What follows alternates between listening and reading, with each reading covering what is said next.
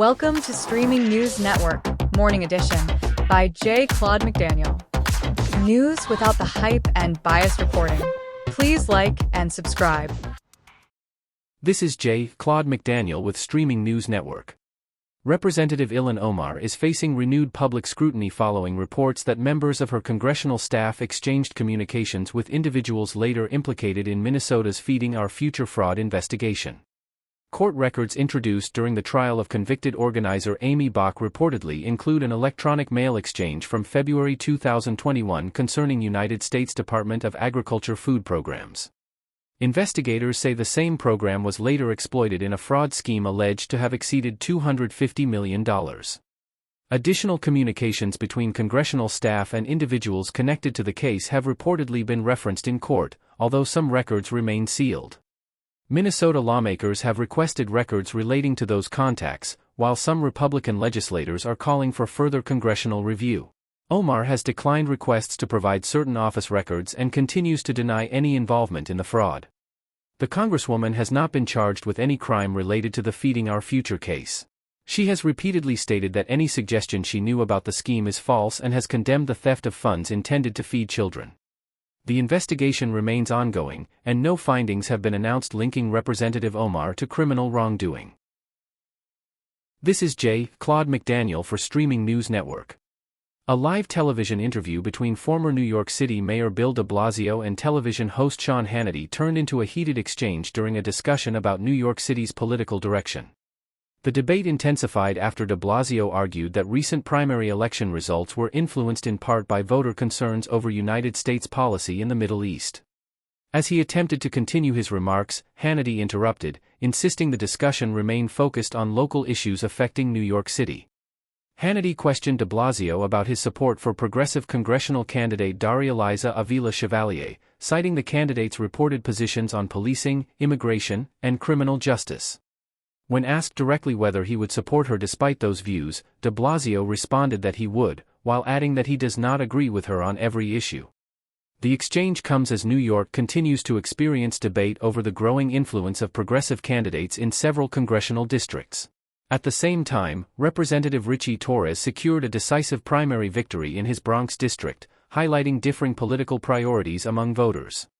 Residents interviewed after the election expressed mixed opinions, with some arguing that local concerns such as public safety, housing, and the economy should remain the primary focus of city politics.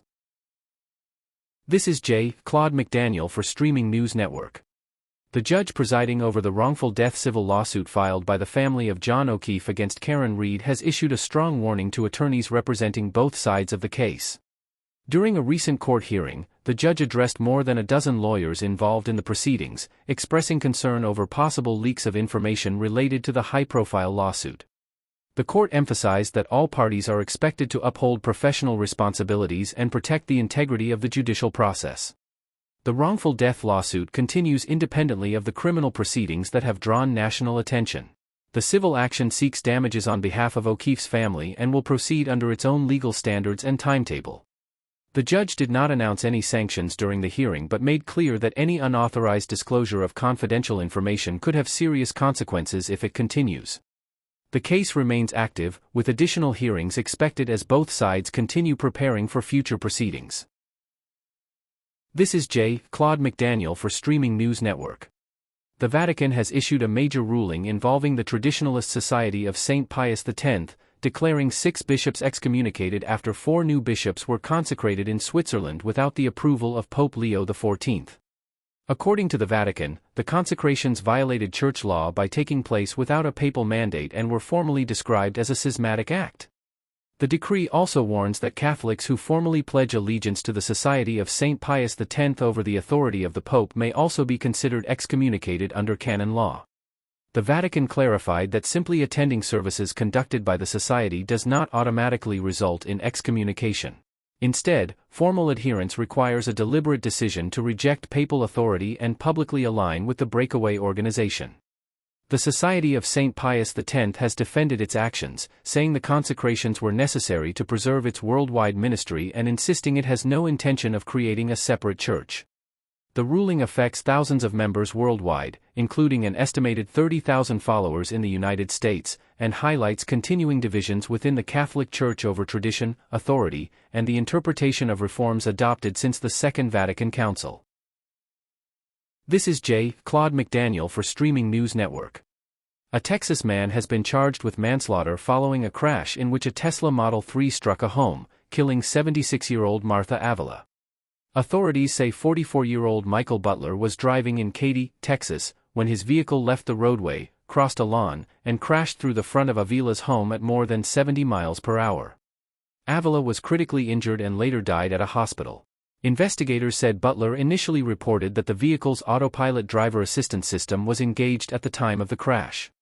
However, Tesla officials stated that vehicle data indicates Butler fully depressed the accelerator pedal, manually overriding the system and accelerating to approximately 73 miles per hour during the collision. Officials also reported there was no evidence Butler was impaired by alcohol or drugs. The exact cause of the crash remains under investigation. In addition to the criminal charge, Avila's family has filed a civil lawsuit against both Butler and Tesla, alleging the driver's actions and the vehicle's driver assistance technology both contributed to the fatal incident. This is J. Claude McDaniel of Streaming News Network. A federal judge has temporarily blocked the city of Philadelphia from enforcing a new ordinance that would have restricted federal law enforcement officers from wearing masks during official operations. Chad Kenney, a United States District Court judge, granted a preliminary injunction requested by the administration of President Donald Trump, preventing the law from taking effect while the legal challenge proceeds. The ordinance was part of Philadelphia's ICE Out legislative package and would have required federal officers to display visible identification, use clearly marked vehicles, and prohibited face coverings except in limited circumstances. Violations could have resulted in civil and criminal penalties. In his ruling, Judge Kenney concluded that local governments are generally prohibited under the United States Constitution from regulating how federal agencies carry out their official duties. The United States Department of Justice welcomed the decision, arguing that requiring officers to reveal their identities could jeopardize undercover operations, investigations, and officer safety. The case is one of several nationwide legal disputes involving state and local efforts to regulate the appearance and identification of federal immigration enforcement officers. This is J. Claude McDaniel with Streaming News Network. A cybersecurity researcher who once earned rewards from Tesla for finding software vulnerabilities has played a pivotal role in a wrongful death case that resulted in a $243 million jury verdict against the company. The researcher, known online as Green the Only, reportedly participated in Tesla's bug bounty program, receiving payments for identifying security flaws in the company's vehicle software. His work later shifted to forensic analysis after attorneys involved in a fatal crash lawsuit asked him to examine an autopilot computer recovered from a damaged Tesla. According to court filings, the researcher was able to recover crash data that plaintiffs argued showed what the vehicle's systems recorded in the moments before the collision. That evidence became a significant part of the case involving a 2019 crash in Key Largo that claimed the life of 22-year-old Nabel Benavides Leon. The verdict marked the first time a jury found Tesla liable in a wrongful death case directly tied to its autopilot driver assistance system. Tesla has maintained that drivers remain responsible for operating their vehicles safely, even when driver assistance features are engaged. The case has intensified debate over autonomous driving technology, digital evidence preservation, and the responsibilities of both automakers and drivers. This is J. Claude McDaniel with Streaming News Network. Fans of the hit television series NCIS are celebrating the return of Michael Weatherly, who will reprise his role as Tony DiNozzo in the show's 24th season. The announcement confirms that Weatherly will appear in a season-long story arc, reuniting his popular character with the current NCIS team. The actor shared the news with fans on social media, telling viewers he would see them this fall. Weatherly originally starred on the series for 13 seasons before departing in 2016. He later made a guest appearance during a tribute episode honoring longtime cast member David McCallum following his passing in 2023. The news has also renewed fan hopes for another appearance by Cote DePablo as Ziva David. Those hopes grew after the cancellation of the streaming series NCIS, Tony and Ziva, which concluded after one season. Season 24 of NCIS will also feature returning cast members including Sean Murray, Wilmer Valderrama, Brian Dietzen, Deanna Reasonover, Katrina Law, and Gary Cole. This is J. Claude McDaniel with Streaming News Network. Actor and NASCAR driver Frankie Muniz has announced that he and his wife, Pius Muniz, are ending their 7-year marriage. In a statement shared on social media, Muniz said the couple had privately separated before deciding to move forward with a divorce. He described the decision as mutual and emphasized that they remain close friends with a foundation of mutual respect. Muniz said their 5-year-old son will remain their highest priority and that they are committed to co-parenting while continuing to work together through their racing business. The announcement prompted mixed reactions online. Many fans offered messages of encouragement and support, while others questioned why such a personal update was shared publicly. Some social media users criticized the announcement, while others praised the couple's commitment to maintaining a positive relationship for their son's benefit.